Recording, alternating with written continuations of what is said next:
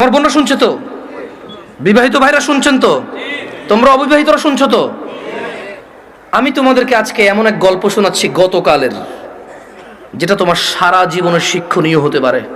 আর আজকের দিনে আমি বিলিভ করি, যদি আমি এরপর আর একটা বক্তব্য না দিই, একটা হাদিস, একটা আয়াত না বলে যদি ওয়াখির দাওয়ানা আলহামদুলিল্লাহি রাব্বিল আলামিন বলে চলে যাই, আমার এখানে আসা সার্থক। যদি তোমরা বুঝতে পারো আমার কথা, তোমরা মনোযোগ দিয়ে শোনো। গতকাল এমন একটা প্রশ্ন আসছে আমার কাছে, আমি তালাক সম্পর্কে কথাটা মনোযোগ দিয়ে শুনবেন। এখানে অবিবাহিত কারা আছো? হাত তোলো তো। অবিবাহিত কারা আছো?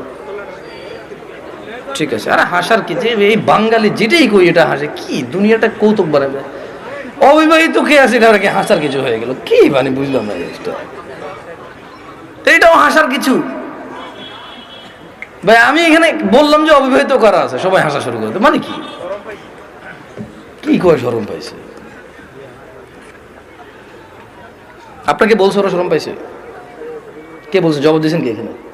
আপনার তো জবাব তো ঠিক হয় না ওদের পক্ষ থেকে। ওরা তো বলে না ওরা শরম পাইছে, ওদের কাছে মনে হয়েছে হুজুর এখন কৌতুক করবে।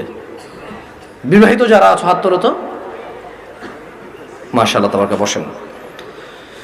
তো আমি তেমন কখনো ব্যক্তিগত বিষয়ে তেমন বলি না মাহফিলে, এটা আপনারা অনেকে হয়তো জানেন যারা আমাকে চেনেন।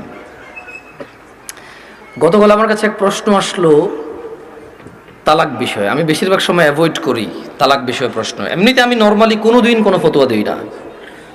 যখন নতুন নতুন বাংলাদেশে আসছিলাম আমি সৌদি আরব থেকে, তো আরও অনেক ছোট ছিলাম, রক্ত অনেক গরম ছিল, তখন আমি বিদআত শিরক এগুলো নিয়ে প্রায় ফতোয়া দিতাম, আর অনেক ভেজাল লাগতো, সত্যি কথা। আল্লাহ আমাকে আশ্রয় দিয়েছে। পরে আমার ওস্তাদরা, বড়রা যারা আছে, তারা আমাকে বললো যে জামশেদ তুমি ফতোয়া দিও না, কোরআন সুন্নাহ থেকে মানুষকে তুমি আহ্বান করো, ভালোর দিকে ডাকো, মন্দর দিকে নিষেধ করো। আল্লাহ তোমাকে যতটুকু তৌফিক দিয়েছে। ফতোয়া অনেক বিস্তর বিষয়, অনেক সিচুয়েশনের উপরে ফতোয়া চেঞ্জ হয়। দেখা যায় একই বিষয়, মানে সাবজেক্ট এক, পরিস্থিতিতে দুই রকম অ্যান্সার হয়। সে তোমার এখনো সেই প্রজ্ঞা যদি না হয় তুমি দিও না, আর প্রজ্ঞা হলে দিও। তা আমি ওনাদের কথা চিন্তা করেছি যে আমার সেই প্রজ্ঞা হয়নি যে আমি দিব। কারণ এখানে হানাফিরা বলে যে একসাথে 3 তালাক দিলে হয়ে যায়, আর শাফি হাম্বলিরা বলে যে যতবারই তালাক দেয় একবার।